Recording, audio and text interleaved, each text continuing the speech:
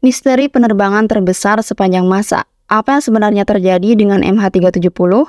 Penerbangan MH370 milik Malaysia Airlines bersama 239 orang di dalamnya lenyap misterius setelah lepas landas dari Kuala Lumpur pada 8 Maret 2014. Farid Abdul Hamid sebagai kopilot dalam penerbangan tersebut, sedangkan pilot yang memegang komando bernama Zahari Ahmad Shah adalah salah satu pilot paling senior dan dihormati di Malaysia Airlines. Apa yang sebenarnya terjadi pada penerbangan MH370? Tidak ada jawaban yang pasti selain beragam teori dari para pakar penerbangan. Misteri ini dimulai ketika penerbangan lepas landas dari Kuala Lumpur menuju Beijing. Pesawat Boeing 777 ini terakhir kali melakukan kontak dengan pengawas lalu lintas udara kurang dari 1 jam setelah lepas landas. Dioperasikan oleh Malaysia Airlines, pesawat ini mengangkut 12 awak kabin dan 227 penumpang dari 15 negara. Kebanyakan diantaranya adalah warga negara Tiongkok dan 7 diantaranya merupakan penumpang asal Indonesia. Lalu sekitar 40 menit pertama penerbangan terlihat biasa-biasa saja. Namun pada pukul 1:19 MH370 mendekati ujung wilayah udara Malaysia dan kontrol lalu lintas udara Malaysia mengirim radio untuk meneruskan penerbangan ke Ho Chi Minh.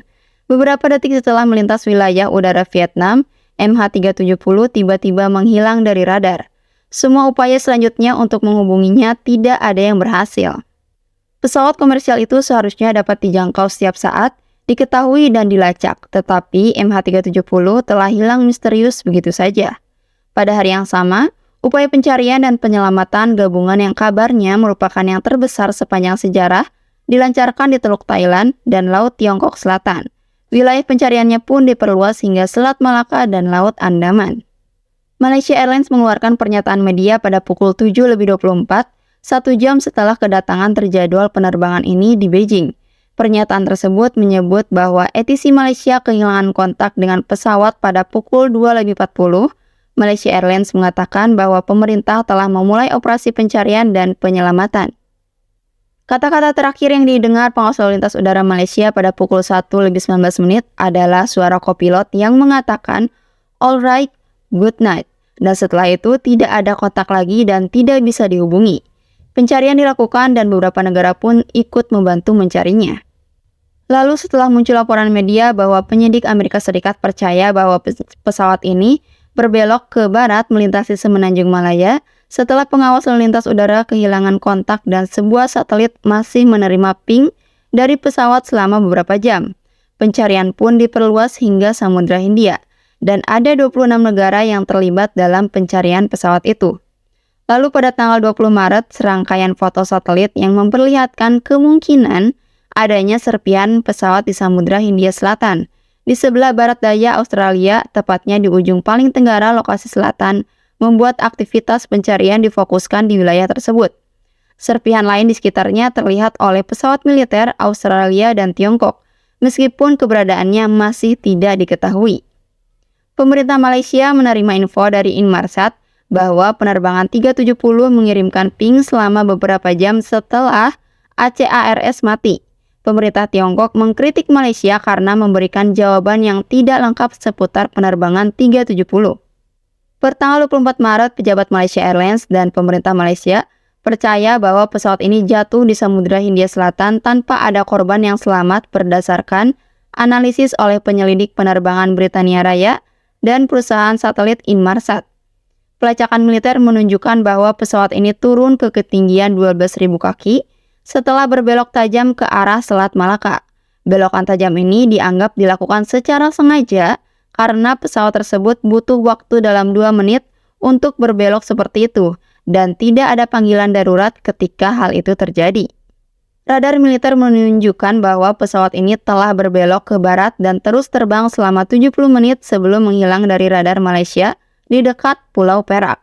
Dan pesawat tersebut terlacak sedang terbang di ketinggian yang lebih rendah melintasi Malaysia ke Selat Malaka. Lokasinya diperkirakan 500 km dari kontak terakhirnya dengan radar sipil. Kepala Angkatan Udara Kerajaan Malaysia membantah laporan bahwa hasil lacakan tersebut tidak boleh disalahartikan. Menurut Wakil Menteri Transportasi Vietnam, Pham Quy Te, kami sudah memberitahu Malaysia pada hari kehilangan kontak dengan pesawat bahwa kami melihat pesawat tersebut berbelok kembali ke barat. namun tidak ditanggapi oleh Malaysia. Para pakar dari Amerika Serikat yang ditugaskan untuk membantu penyelidikan secara berhati-hati dan sesuai aturan dan juga tanggung jawab menganalisis data radar dan langsung melaporkan bahwa data radar itu memang memperlihatkan bahwa pesawat terbang ke barat melintasi Semenanjung Malaya. Perubahan rute ini menunjukkan pesawat ini berada di bawah kendali pilot yang sudah terlatih dan pesawat mengalami perubahan ketinggian yang besar.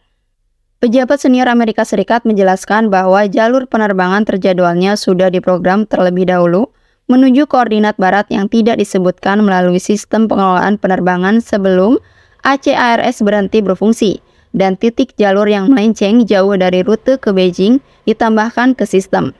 Dengan pemrograman ulang seperti itu, pesawat akan melakukan belokan tajam dengan sudut halus sekitar 20 derajat dan penumpangnya akan merasa biasa-biasa saja. Pemadaman seluruh komunikasi kabin secara mendadak memunculkan dugaan bahwa kehilangan pesawat ini diakibatkan oleh aksi kriminal. Pencarian selalu diupayakan oleh semua pihak. Semua orang terkasih menunggu kabar dari pesawat ini, namun mereka harus menerima kabar yang tidak pasti karena pesawat itu belum ditemukan dan tidak tahu penyebabnya. Kehancuran yang diderita kerabat terdekat mereka rasakan dan mereka menunggu dari berjam-jam, lalu berhari-hari, lalu berminggu-minggu, berbulan-bulan, dan tak terasa hingga tahun ke tahun. Tidak ada penjelasan yang pasti apa yang sebenarnya terjadi, kemana mereka, dan tentu saja keluarga ingin mengetahui alasannya meskipun alasannya tidak baik. Setidaknya mereka ingin tahu apa yang terjadi di pesawat itu. Teori Malaysia Airlines MH370 ditembak, jatuh, atau dibajak, dan spekulasi ketika para pakar penerbangan, insinyur, ilmuwan data, jurnalis, dan lainnya mencoba selama bertahun-tahun untuk mengumpulkan teka-teki bukti yang membingungkan menjadi penjelasan atas hilangnya MH370. Namun, penjelasan itu tetap sulit dipahami. Ini misteri penerbangan terbesar sepanjang masa, kata Louis Malkinson, sutradara dari serial MH370. Serial Netflix yang terdiri dari 3 bagian ini berupaya menyatukan timeline berdasarkan bukti yang muncul dalam beberapa minggu dan tahun setelah hilangnya pesawat itu. Siapapun yang menerbangkan pesawat itu sebagian besar menunjuk ke Jahari, yang memiliki keahlian untuk melakukan manuver seperti itu meskipun motifnya tidak diketahui. Lalu laporan resmi kecelakaan Malaysia dirilis pada Juli tahun 2018, tidak memberikan kesimpulan yang pasti dan tidak mengesampingkan campur tangan pihak ketiga yang melanggar hukum. Sejak hilang pada 8 Maret 2014, belum ada temuan valid apapun terkait pesawat itu hingga sekarang. Hilangnya pesawat naas itu telah menjadi subjek dari banyaknya teori konspirasi, meskipun pencarian ekstensif, pesawat dan penumpangnya tidak pernah ditemukan hingga saat ini. Itu menyebabkan banyaknya spekulasi tentang apa yang sebenarnya terjadi. Netflix mencoba untuk menyanggah beberapa teori konspirasi seputar teori yang meliputi hal itu. Teori yang pertama tentang pesawat itu ditembak jatuh tanpa ada alasan. Teori yang kedua, pesawat itu dibajak dan dibawa ke tempat terpencil atau ke lokasi rahasia. Dan teori yang ketiga, pilot dengan sengaja menabrakkan pesawat itu. Tragedi pesawat MH370 ini dibuat serial Netflix. Serial ini bermain bukan sebagai permainan bukti Tetris, tetapi sebagai labirin fakta, dugaan, kekosongan, dan kesedihan yang bergerak lambat. Gak kebayang ya jadi keluarga korban, mereka pasti sangat menderita kehilangan orang terkasih. Semoga mereka yang ada di pesawat sekarang di tempat yang terbaik, dan yang ditinggalkan diberi kekuatan. Sekian video kali ini, sampai jumpa di video selanjutnya, dan terima kasih.